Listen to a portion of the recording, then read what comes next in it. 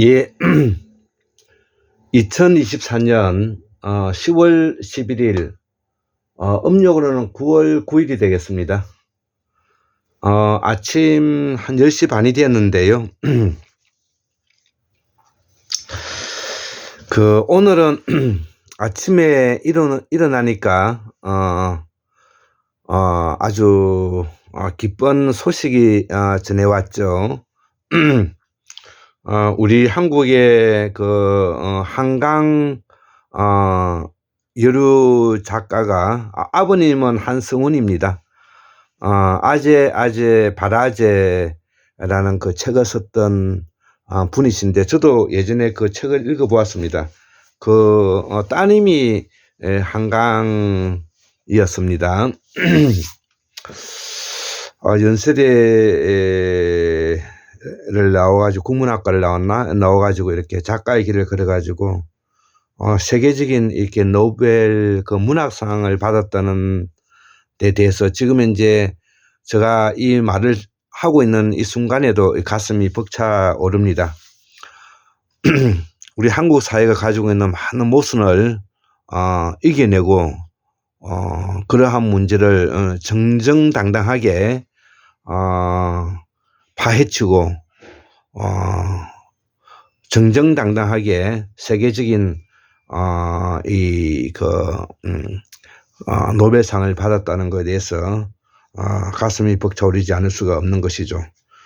그렇기 때문에 너무나도 우리 한국 사회가 그동안 지난 400년 동안의 악행을 거듭해왔던 이런 부분을 일소시킬 수 있는, 그야말로 오늘은 그 행복한 소식을 전해받았다는 것을 이야기하면서 한국문명학술원 306번째 강의로서 태고사 재발견 7번째 강의를 한번 해볼까 합니다.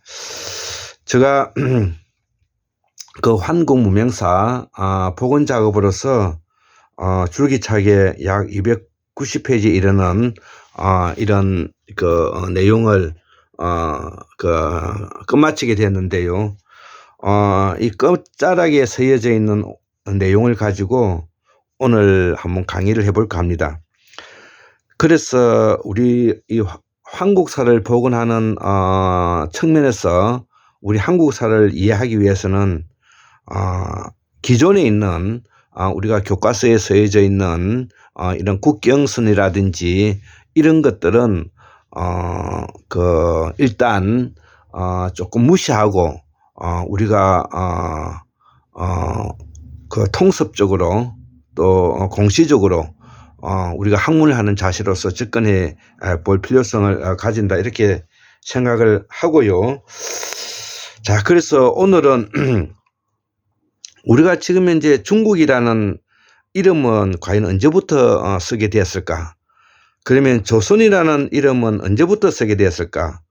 그 다음에 일본이라는 이름은 언제부터 쓰게 되었을까? 이런 부분이 조금 그 역사를 공부하는 입장에서는 이해가 돼야 될 것 같습니다. 냉정하게 우리가 볼 때 중국이라는 이름을 직접 거론하고 썼던 시기는 중화인민공화국으로서 소위 말하는 마오쩌둥이 천안문에 중화인민공화국을 이렇게 선포하면서부터 줄여서 이제 중국이라고 쓰고 있다는 것이죠. 그러면 일본은 언제부터 일본이라는 거를 썼을까? 일본서기라는 말이 나오지 않습니까? 역사서에 있는 일본서기가. 그러니까 우리가 일본은 이 백제는 660년에 이제 망하게 되는데요. 660년에 일본이 망하면서 백제가 망하면서 백제의 많은 그 지도층들이 이제 일본으로 이제 건너간 것이죠. 당연히 그렇게 건너갈 수밖에 없지 않겠습니까? 우리가 정치 투쟁을 하다가 거기에 이렇게 권력 투쟁에서 밀리게 되면 당연히 우리가 보따리를 사가지고 다른 데로 가든지 안 그러면 죽음을 맞이하든지 이럴 수가 있는 것이죠. 안 그러면은 그럼 항복을 하든지. 자, 그래서 백제는 바로 백제의 정체는 변환이라고 설명하고 이해하면 될 것 같습니다. 그리고 또 이 백제의 변환의 뿌리는 지중해 문명권에서는 이 파르티아와 매우 밀접한 연관성을 가지고 있고요. 자, 그래서 이 일본에 660년 백제가 망하고 나서 많은 백제의 지도층들이 대거 일본을 건너갔다. 그리고 난 이후에 일본에 있던 백제의 그 속국이었던 그 소면은 담로가 일본에도 있었기 때문에 거기에 가서 그 사람들이 이제 그 중심이 되어서 일본 서기를 편찬하게 되었다는 이 이야기를 전해주고 싶은 것입니다. 자, 그러면은 지금 현재 우리가 중국 땅이라고 말하는 지금 현재 중국은 56개 소수민족으로 이루어져 있는데요. 이 중국은 기본적으로 하와족이라 해서 이 하와족은 지금 현재도 중국의 유전자 하풀 그룹을 분석해 보면 하와족은 아주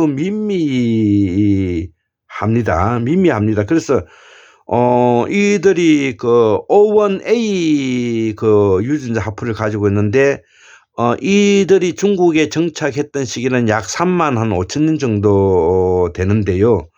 이거를 고하와족이라고 하고 또 진화족이라고 하는데 이들이 중국 남부에 지금 현재 유전자가 많이 남아 있고요. 또 우리가 하은주라고 할 때 이 한나라 또 남성 이런 곳에 이 유전자가 많이 남아 있다는 것이죠. 자, 그래서 이 O1A는 지금 현재 중국과 매우 밀접한 연관성을 가지고 있는 중국인에게만 이제 이렇게 보이는 그런 그 부분들이 있다는 것을 우리가 한번 이렇게 이해해야 되겠습니다.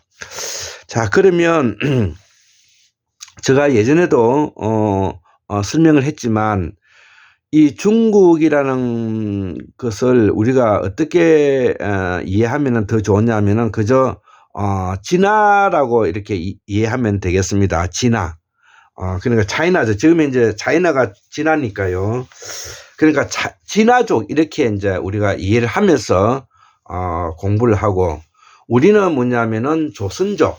예. 그 다음에 일본은 뭐냐면은 왜 이렇게 이제 설명을 하면 되겠습니다. 자, 그래서 지금 이제 이 그 중국은 가장 많은 그 유전자가 O2 유전자입니다. O2 유전자. O2 유전자고 우리 대한민국도 약 한 42.1%가 있으니까 중국이 94점을 가지고 있고 우리가 중국에 한 반이 있으니까 반이 섞여 있는 것이죠. 그러면 우리 반은 어디서 왔느냐 이거지. 그게 O1B라는 것입니다. 그래서 우리는 O1B를 뭐냐면은 물고 있는 유전자 이것도 한 3만 5천 년 전에 이제 시작되었는데 자, 그래서 이거를 우리가 일본의 왜 한국, 일본 부여, 후조선 지금은 베트남과도 매우 밀접한 연관성을 가지고 있습니다. 자, 그렇기 때문에 지금 현재 중국을 두고 조선 이걸 해동조선이라 그러는데 해동조선 그 다음에 베트남 그 다음에 일본 이들이 바로 뭐냐면은 O1B에 가지고 있는 유전자를 많이 가지고 있다는 것입니다.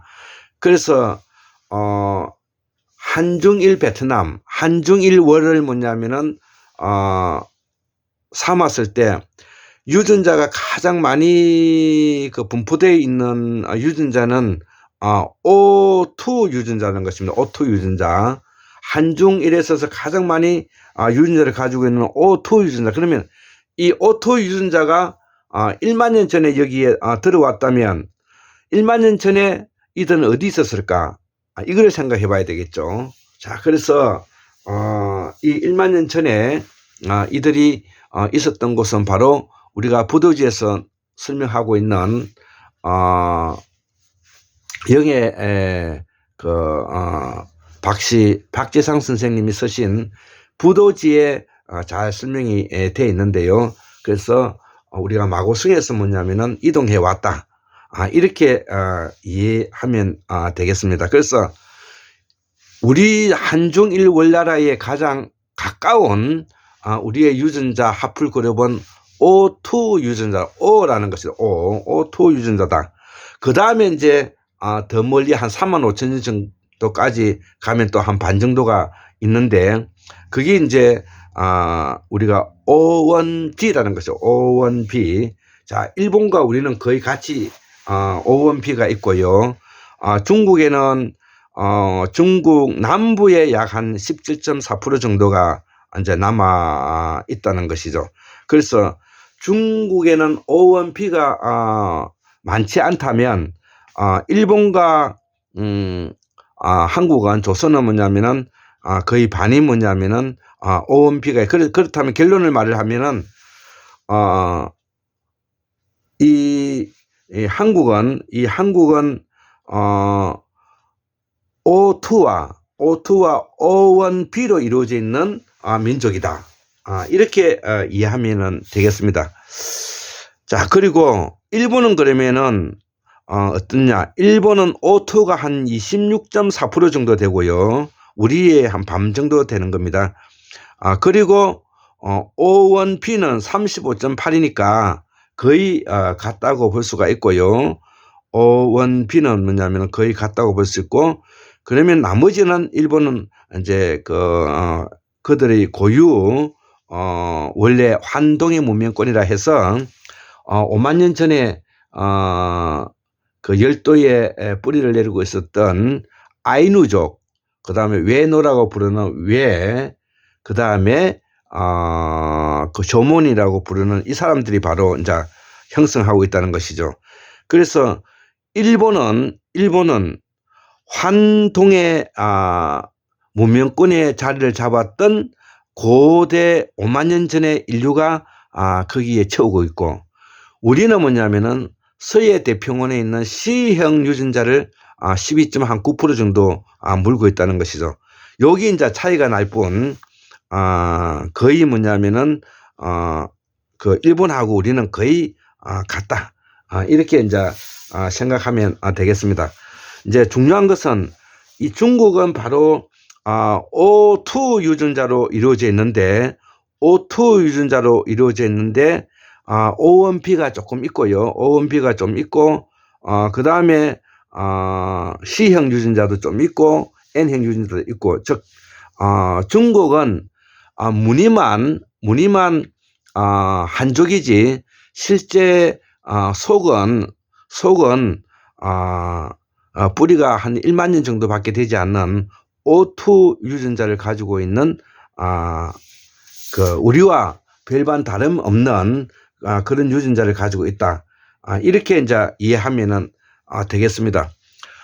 저도 한국 문명사를 이끌어오면서 이런 문제에 대해서 매우 고정을 많이 하려고 노력했는데, 할 때마다 조금씩 차이가 나고 헷갈리기도 하지만, 중요한 것은 우리가 중국, 일본, 조선, 월나라를 포함해서 베트남을 포함해서 이들의 나라는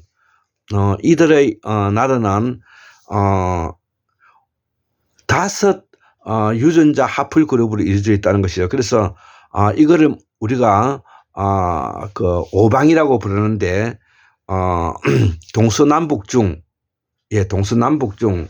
목화토금수, 그 다음에 C형, D형, N형 유전자, O형 유전자, Q형 유전자. 자, 여기서 요 근자에 우리 그 오데오 조선이 있었던 북아메리카와 캐나다 사이에 있었던 오데오에 또 조선이 있었는데, 이 사람들은 그 유전자가 Q형 유전자가 많이 있다는 것이죠. 우리는 Q형 유전자가 약 1.8%밖에 없는데, 이들은 Q형 유전자가 많은 이유는 바로 크레타섬에서 샤먼들이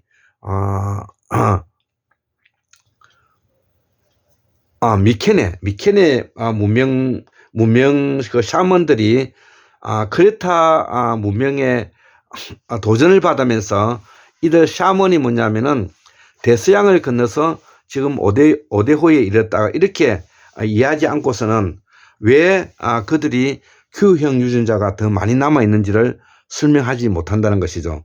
아마 이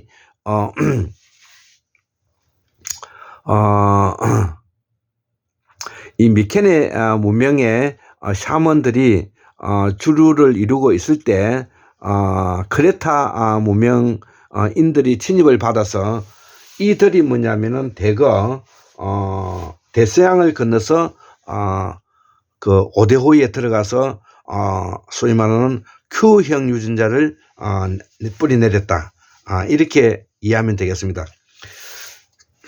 그 다음에 또 하나 우리가 황구사 복원 사업을 하면서 중요시 여겨야 될 부분이, 우리는 계속 중고등학교 때부터 뭐냐면 국경선을 머리에 두고 공부를 해왔기 때문에, 이 국경선을 뭐냐면은 그래서 공부하는 이 자체는 그야말로 우리 한국 문명사를 복원하는데 매우 큰 어려움을 겪고 있습니다.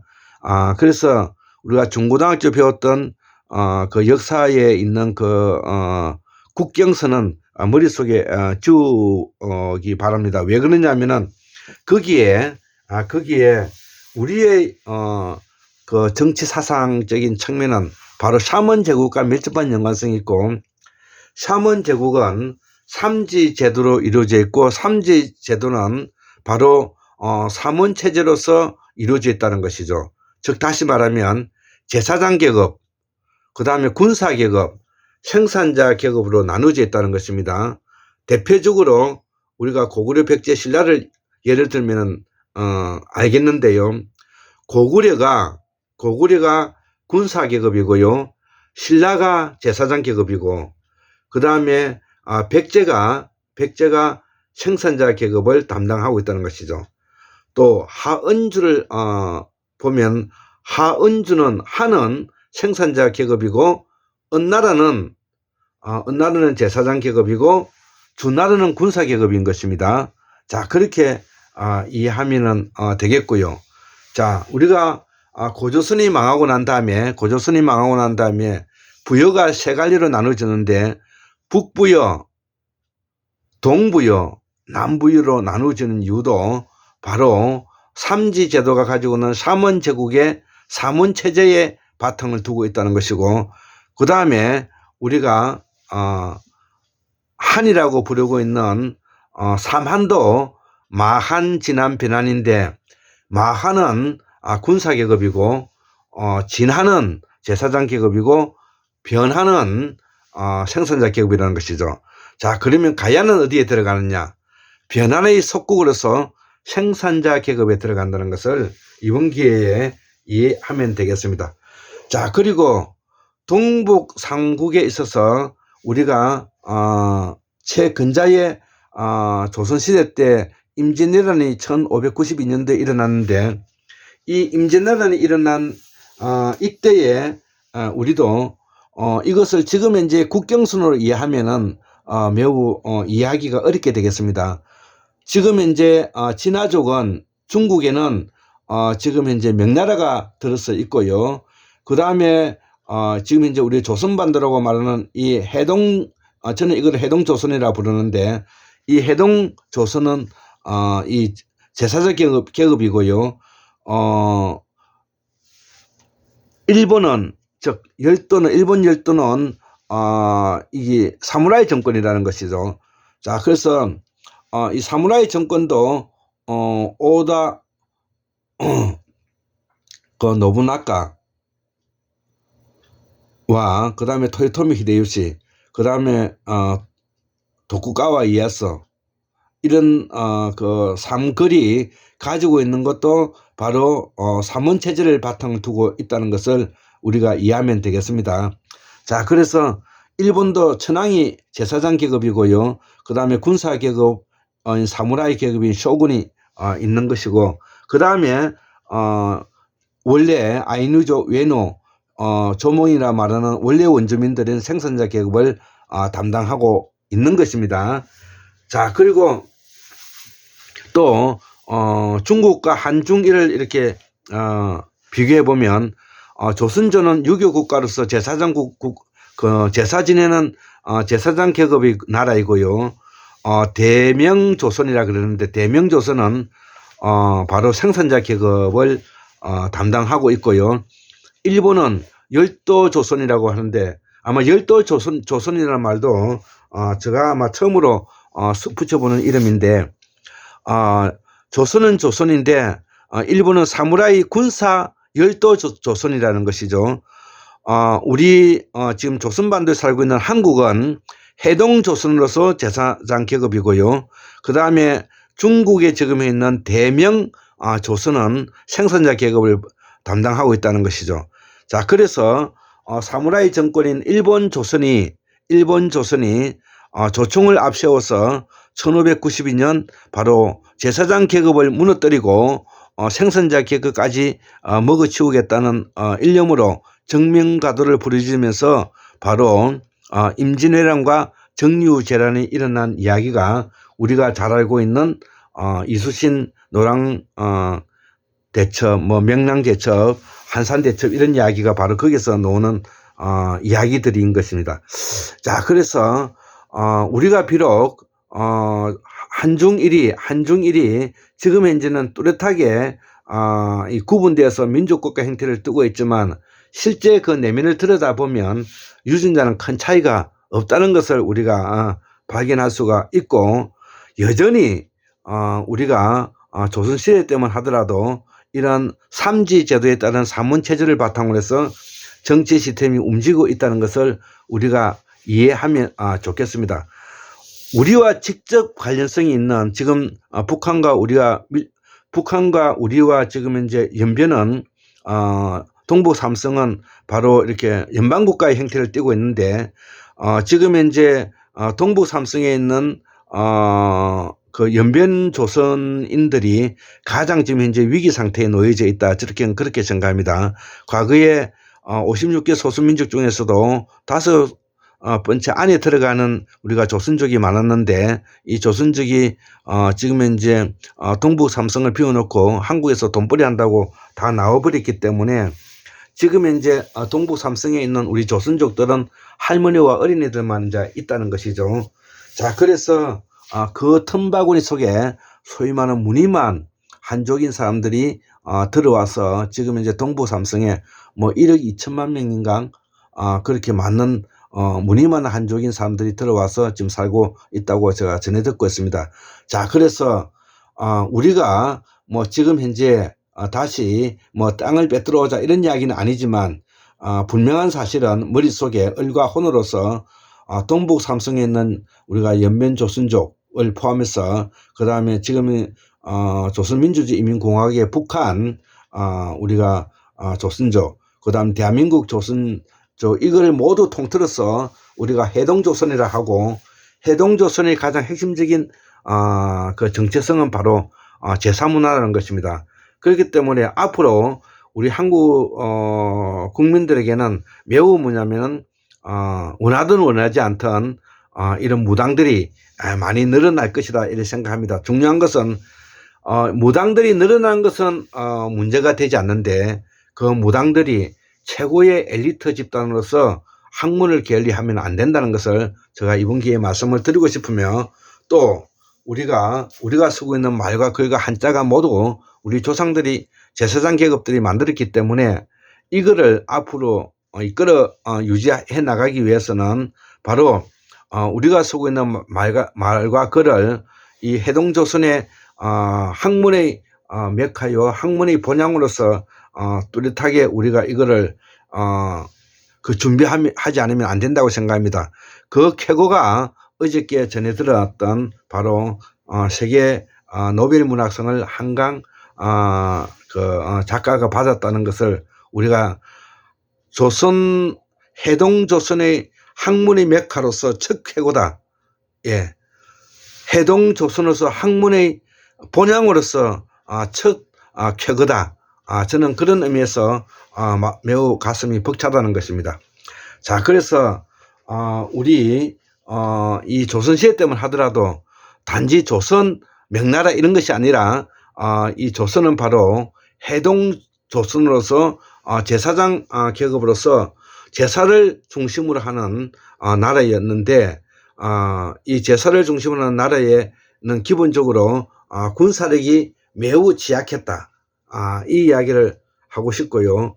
드디어 일본이 그 군사 대국으로서 토요토미 히데요시 해가지고 그 상거래에 의해서 통일되면서 당연히 이들이 그 군비를 바탕으로 해서 정한론을 하고 조선을 침입해 오는 순서로 정한다는 것은 우리가 생각을 한번 바꿔봐도 충분히 이해가 된다는 것이죠. 그래서 우리는 이 제사장 계급으로서 우리의 해동조선을 앞으로 학문의 메카여 학문의 본향으로서 우리가 유지하기 위해서는 이러한 학문과 공부를 우리가 머릿속에 장착하고 있어야 된다는 것입니다.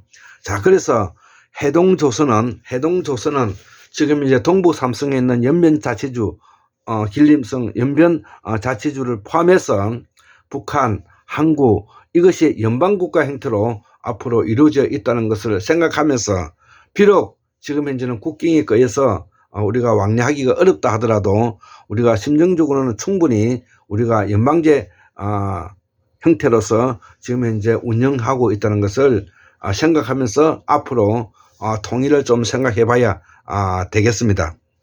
자, 그래서 이러한 바탕 위에서 우리가 대명조선인과 해동조선, 열도조선인 일본과의 이 삼지 제도에 묶여져 있는 생산자 계급, 그 다음에 군사 계급, 그 다음에 제사장 계급을 우리가 이해하면서 앞으로 또다시 공부를 해보면 좋을 것 같습니다.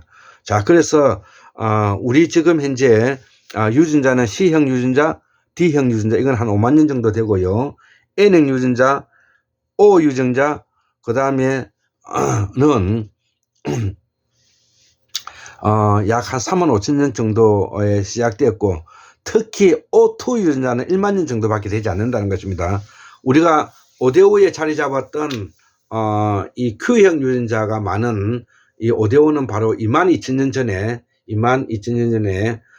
미케네 문명이 크레타 문명의 공격을 받으면서 그들이 대서양을 건너서 아메리카에 들어갔다는 루트가 하나 있고요. 또 하나는 뭐냐면은 해안선을 따라서 쿠릴 열도와 그 다음에 킵차크 그 반도를 따라서 베링해를 따라서 동이 트는 나라 캐나다로 들어간 케이스가 있고 이렇게 여러 갈래가 있는 것입니다. 자, 이런 측면에서 우리는 환인의 적자이면서 또 장자라는 생각을 가지고 우리가 삼지 제도의 해동조선의 계급으로서 신분으로서 우리가 앞으로 이걸 이끌어가기 위해서 노력을 하면 될 것 같습니다. 예, 오늘은 우리의 하풀 그룹인 5개의 유전 하풀 그룹이 어떻게 뭐냐면 우리와 밀접한 연관성을 가지고 있는가 이야기를 했고요. 그래서 이 바탕 위에서 우리가 다시 한번 황국사 복원의 틀로서 우리 이 황국사를 한번 복원해보고 다시 한번 공부를 해보면 더 좋지 않을까 이렇게 생각하면서 오늘 강의는 마치도록 하겠습니다.